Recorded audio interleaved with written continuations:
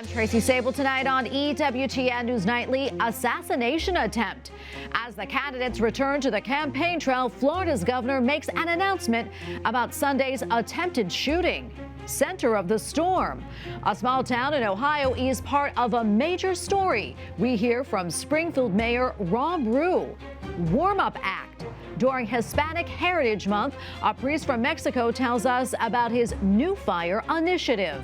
And an open wound. How the faithful are remembering a milestone in the life of St. Francis of Assisi. These stories and more tonight. From EWTN, the Global Catholic Network, this is EWTN News Nightly. Thank you for being with us on the Feast of St. Robert Bellarmine. Our top story tonight, 2 days after former President Donald Trump was targeted in a second assassination attempt, federal and state officials have each launched separate investigations into what went wrong. At the same time, the campaigns are back on the road with the election less than 50 days away. White House correspondent Owen Jensen reports. Owen. Tracy, Donald Trump is holding a town hall in Flint, Michigan tonight, and his opponent, Vice President Kamala Harris, was in Philadelphia earlier taking part in a gathering of the National Association of Black Journalists. Meanwhile, the Attorney General and the Governor of Florida both focused on what happened Sunday on that golf course in Florida. We are grateful that he is safe. Delivering remarks at a Justice Department event, Attorney General Merrick Garland says the FBI is continuing to investigate the attempt on former President Donald Trump's life, adding, "We will all work together to tirelessly determine accountability in this matter. We will spare no resource in this investigation." Trump, interviewed Monday on X, talked about his very close call while playing golf. All of a sudden we heard shots being fired in the air, and I guess probably 4 or 5, and it sounded like bullets, but what do I know about that? But Secret Service knew immediately it was bullets, and they grabbed me. While the federal investigation into the incident at Trump's West Palm Beach golf course is in the early stages, Florida Governor Ron DeSantis says his state will launch a criminal probe of the most serious offense, attempted murder. In my judgment, it's not in the best interest of our state or our nation to have the same federal agencies that are seeking to prosecute Donald Trump leading this investigation. Meanwhile, in battleground Pennsylvania, Vice President Kamala Harris speaks at a Black Journalist Forum. In a democracy, there is no place for political violence. We can and should have healthy debates and discussion and disagreements. Also on the campaign trail, Harris's running mate Tim Walz in Macon, Georgia. Thankful to Secret Service, folks you see, law enforcement, and grateful that the president is safe. And Trump's running mate J.D. Vance, holding a rally in Michigan, is asked about security at campaign events in the wake of the assassination attempt. With close to 500 patriots in the state of Michigan in this building right now and outside, I'd like to see an assassin try to come in this room. They come to the wrong place if you try to walk into this place right now. Today, President Joe Biden did not talk about the campaigns nor the assassination attempt. Instead, he participated in a briefing regarding the ongoing wildfire season. In California, they have 3 major wildfires destroying homes and displacing thousands of people. Thousands of people. Also tonight on this National Voter Registration Day, Donald Trump posted online, early voting in Pennsylvania, go vote, make America great again. And Kamala Harris posted, your vote is your voice and it's going to make all the difference in November. At the White House, Owen Jensen, EWTN News Nightly. With the election just a couple of months away, Democrats in both the House and the Senate continue to keep abortion and reproductive issues front and center. They have introduced several controversial bills that would lead to more access to abortions. Republicans say that they will stand strong against them. Capitol Hill correspondent Eric Rosales joins us now with that story. Eric. Good evening, Tracy. Yes, let's start in the U.S. House. Democrats there are pushing a resolution reaffirming that emergency rooms provide abortions when a woman's health or life is at risk, despite state laws limiting or banning abortions. Democrats say that this federal law is needed because right now each state is different and it's causing confusion and conflict. It's an outrage. Lives are at risk. And despite clear federal law and additional guidance from the Biden administration, states across the country are refusing to treat pregnant women in emergencies and even threatening doctors with prison time for performing an emergency abortion. After Roe was overturned, some states passed abortion bans, and Democrats contend it's harming patients and also doctors. Healthcare providers who take a medical oath to simply do no harm and are working every single day to save people's lives, even in these emergency situations, are challenged because they may lose their jobs, they may lose their medical licenses, and they may lose their freedom and be sent to jail. Republicans say doctors are already protected under federal law and add Democrats are just trying to hype the abortion issue and divert attention from other election issues. They're trying to pivot on that because the number one issue for people right now is inflation and immigration. Roe v. Wade has been overturned. That's a states' rights issue. The fact that they're even trying to dupe voters into thinking otherwise is a complete farce. Over in the Senate, lawmakers are going to vote again on whether to advance a bill guaranteeing access to IVF treatments. Republicans are on the record as supporting IVF, charge this Democrat-sponsored bill goes way beyond just IVF. It would legalize human cloning. It would legalize commercial surrogacy, including for young girls without parental involvement. It would legalize gene-edited designer babies. Now, both issues face long odds. The House abortion resolution is not likely to pass a Republican-controlled House and could wind up before the U.S. Supreme Court. And the Senate's IVF bill, we have learned that it has failed a second time. Republicans say all Democrats were trying to do is pump up their base. Tracy? Well, Eric, I understand there has been some movement on funding the government as the September 30th deadline quickly approaches. What can you tell us about that? Well, yeah, Speaker Johnson actually announced today that he was planning to bring a 6-month continuing resolution to the floor tomorrow, but that will include the SAVE Act. Of course, that's a provision that requires citizens to show proof of citizenship in order to vote in all federal elections. Democrats have already said that it's a non-starter, so it's probably going to fail again tomorrow. Speaker Johnson did say when leaving his office, quote, "We are not going to get stuck," meaning that they're going to see this try and get through somehow, some way. But we're going to continue to follow that story tomorrow. That's the latest, Tracy. All right. Thank you so much, Eric, for that report. All right. Now to the Middle East, where Israel's security cabinet says that it has updated its war objectives. The new goal is to halt Hezbollah's attack in the north of the country to allow displaced Israeli residents to return to their homes. This comes after top Israeli officials met with a senior White House advisor. Israel says that the only way to return residents to their homes is via military action. Adding Hezbollah continues to tie itself to Hamas. Meanwhile, U.S. Secretary of State Antony Blinken is traveling to Europe to discuss ceasefire efforts in Gaza. Officials in Lebanon say at least 8 people are dead and more than 2,700 others injured after a series of explosions involving handheld electronic pager devices. Among those killed are 2 members of Hezbollah. This video right here, posted to social media, appears to show one of the electronic devices exploding. A government official says many of the pagers had recently been purchased by Hezbollah. Another official says the attack used advanced technology and may have come from Israel. According to the Associated Press, the Israeli military has declined to comment thus far. All right, for analysis now, we turn to Claire Lopez, founder of Lopez Liberty LLC and an expert on the Middle East. Claire, good to be with you today. Your thoughts on these pager explosions. What more do you know? Well, the information is still coming out. Of course, these pager devices were exploding only just earlier today. As your lead up there said, Hezbollah, the organization, the Islamic Jihad terror group, purchased these pager devices, which are supposed to be encrypted, internal, and supposed to be secure communications devices for Hezbollah operatives, purchased those from Iran sometime earlier this year. And so the explosions of these devices took place in particular across the Dahiya, that is the southern Hezbollah stronghold, southern part of Beirut. Hospitals have been overrun. It is chaos in Beirut, as we can imagine, with thousands targeted and injured, Hezbollah operatives, every one of them, and a few deaths as well being reported.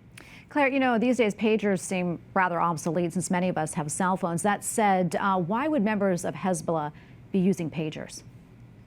Because they bought these in particular to use as a closed, secure communication system just among and for Hezbollah operatives.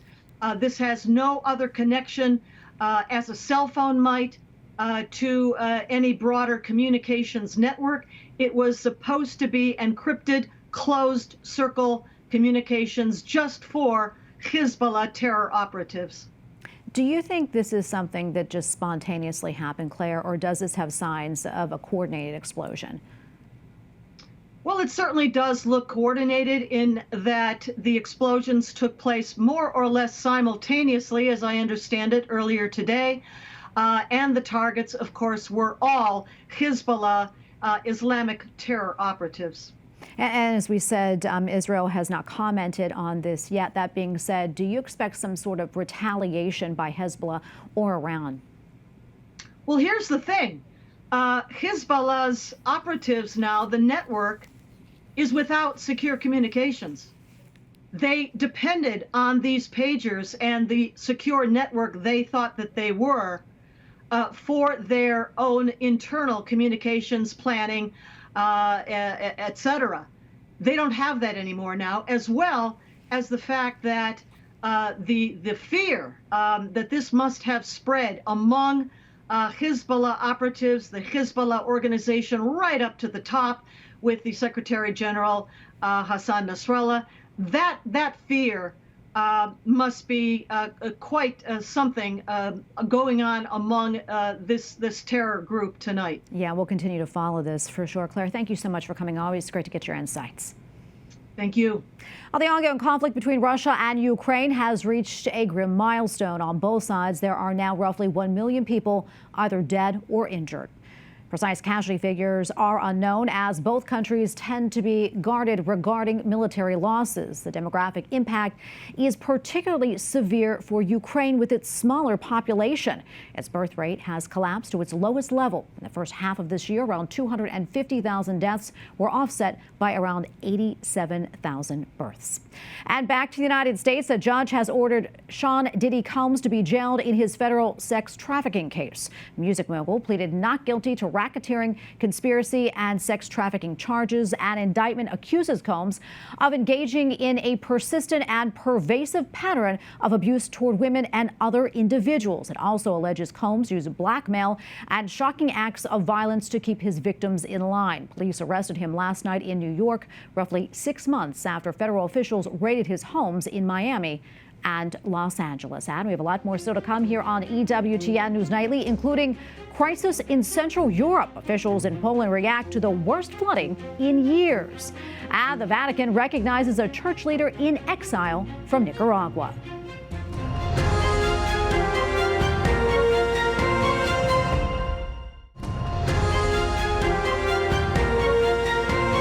Welcome back. Poland's prime minister has declared a month-long state of natural disaster as the country braces for more flooding. As you can see, rising waters overflowed a river embankment, leaving the town almost completely underwater. As a result of the heavy flooding, soldiers are now dropping sandbags from military helicopters to stop the overflow of water. The flood wave is expected to peak toward the end of the week and is also endangering animals at the zoo. More than 24 hours after a pipeline explosion near Houston, a huge plume of flames is still burning. Houses are damaged, residents are being forced to leave, and vehicles are melting. This comes after a vehicle drove through a fence and struck the pipeline yesterday. Officials say that there is not much to do than just let it burn out itself. They also say there is no evidence the incident was part of a terror plot.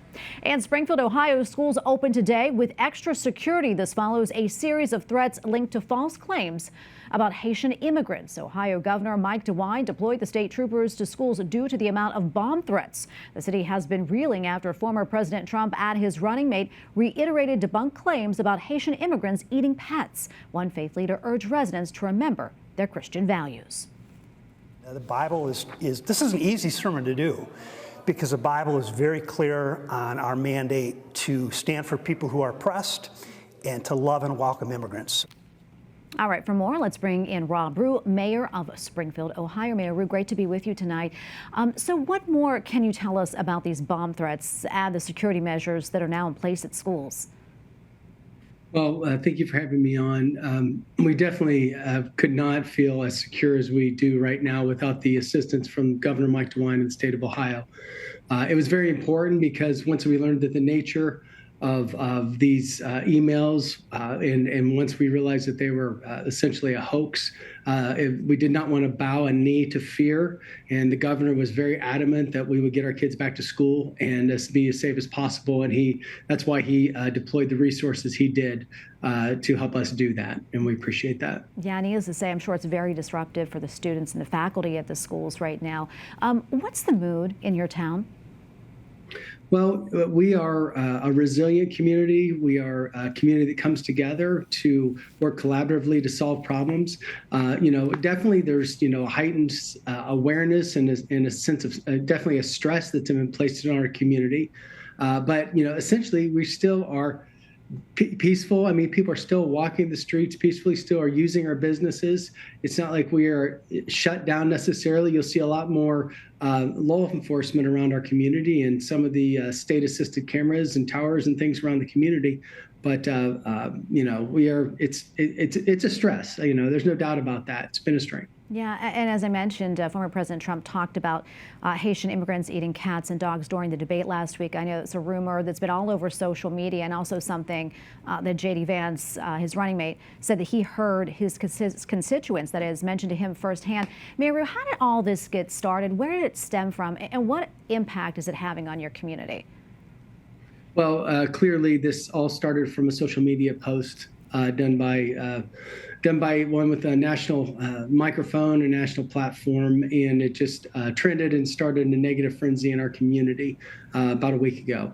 We have gone. It was brought up in the debate. Obviously, that heightened the attention to it, and then 2 days, day after the debate, we decided to go on and make sure that people understand who Springfield is and what we are, and that the rumor about eating pets or pets being stolen is absolutely silly. And I've been saying on most every interview, your pets are safe in Springfield, Ohio. It's a safe community.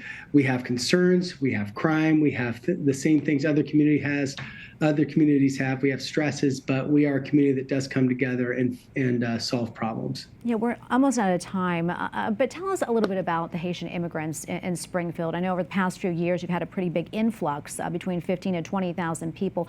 What brought them to your city? What attracted them to Springfield? Well, I mean, there were jobs here. Over the last 10 years, we've seen an increase in opportunities. There's been about 8,000 new jobs over the last 10 years. So I think that's brought folks to Springfield. Springfield has a big heart, and we're a good community to be in, and the cost of living is fairly inexpensive here. The amount of people that are here and the time in which they've come, that's been a stress on our infrastructure, and that does not come without concern and problems or even culture clashes that we've experienced here. Mayor Rue, let me ask you this last question. What are people not talking about Springfield that you would like them to know about? Springfield is a beautiful city, and we are a close-knit community, and we are a resilient community and a good place to live. Mayor Rue, thank you so much for coming on and speaking with us. We appreciate it. God bless. Thanks for letting me on. Up next on EWTN News Nightly, mystical marks. Today is the anniversary of a popular saint who received the wounds of Jesus on his body. We'll take you to Italy.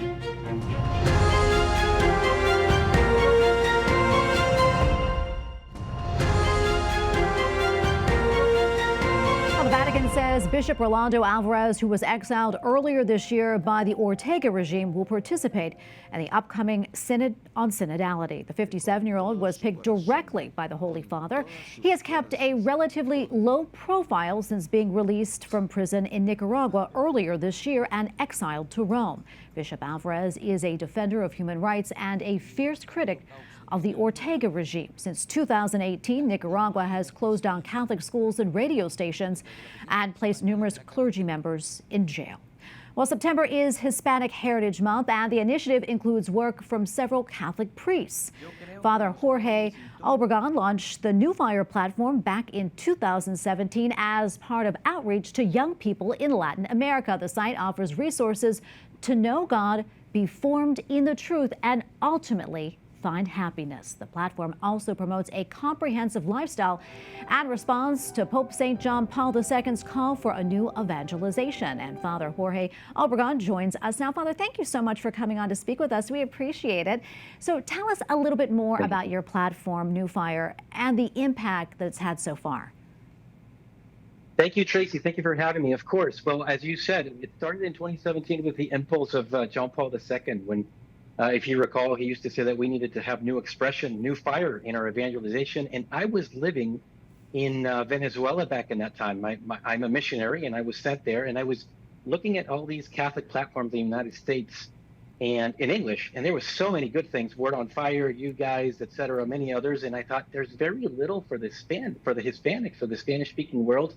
And so I decided to launch this with a very small team, and it is a small team, but they are awesome at what they do, and we're able to reach a lot of people. Where I think we just passed, we're close to 60,000 followers on Instagram. That's wonderful. What have you been hearing from people about it? One of my heroes is Bishop Robert Barron, and we try to follow, just the Catholic Church, but we like a balanced Catholicism in which we can say the truth, but with a lot of compassion and mercy for a hurting world. And that's what I hear, that they like that. That's why they follow it. And they know that they'll get, the doctrine of the Catholic Church, but always with compassion. That's wonderful. I know you also participate in the podcast, What Would Jesus Do?, along with 6 other priests of the Legionnaires of Christ, offering daily reflections on the gospel. Tell us a little bit more about that. Tracy, I was invited to that at the beginning, and I had another podcast of my own, and I decided not to join. But then another priest he was full of work, and they said, hey, you want to come back? And this is right now podcast number 2 of all religious podcasts in the country, Mexico, for example, and very close in Venezuela and Colombia. So we just try to bring the gospel in a very simple way for all those people who are commuting, going to college. All these priests we specialize in young adults. And when you explain the gospel to a young adult, everybody's happy. So we have uncountable messages of people who say, this has transformed our lives. And we tell each other, we would have never thought that it would have this type of success, but we owe it all to our Lord up there, as you know. Absolutely. It's so beautiful, too. We don't have a lot of time left, maybe 30 seconds or so, Father, but what else would you like our audience to know? And also, where can they find your podcast? So Spotify and Apple is where they find it, but Spotify is the largest platform. And I would just like to, tell us all that we are in times of, we need a lot of joy and a lot of hope because, society is getting pretty dark. But we have the heart of Christ and the heart of Mary. We just need to be men and women of hope. Absolutely. And thank you for bringing more light. We appreciate it, Father. Thank you so much, and God bless you. Thank you, Tracy. Well, 800 years ago today, St. Francis of Assisi received the stigmata, that is the wounds of Christ on his body, and the Franciscan order joins the faithful in a small town in Italy to commemorate the occasion. EWTN Vatican journalist Benedict Sidegren has more. Located on an isolated mountain in central Italy, the sanctuary of La Verna is a site of deep spiritual significance. It was here that St. Francis withdrew to pray and do penance, and 800 years ago today, where he received the gift of the stigmata. Stigmata are mystical phenomena where holy men and women receive some or all of the wounds of Christ crucified. They are believed to be a sign of closeness to God through sharing in the suffering of Jesus. According to tradition, St. Francis was the first to receive these mystical marks on his hands, feet, and side. For Francis, receiving the stigmata is an event of major importance. It is the pinnacle of his spiritual life. Through these stigmata, Francis experiences both death and resurrection with Christ. They become a fundamental and entirely new way for him to engage with reality, humanity, and even with God. A recent event at La Verna marked the 800th anniversary of the stigmata. From wounds, new life. included a pilgrimage for young people, plus confession and adoration starting on the eve of the feast. The event culminated in a mass in the Basilica of the Sanctuary. It drew members of the Franciscan family, as well as lay people and devotees from around the world. Following the Mass, the friars and pilgrims gathered for a procession, which concluded with a blessing of the faithful and the whole world with a reliquary containing some of the blood from the Stigmata of St. Francis. Stigmata means for us, we are disciples of Christ. Christ is the center of our life and the crucified Lord. And love. Christ is our Savior through the love. Stigmata and love and charity are like the two centers of our life, and we are celebrating today this reality. The Sanctuary of Laverna is not just busy on the anniversary. Every year, it attracts pilgrims from all over the world. Newlywed Marilyn and Peter Salibi from Pittsburgh came to pray for their families and for healing. Stigmata is intimately connected to the crucifixion, and my last name also means of the cross, Salibi in Arabic.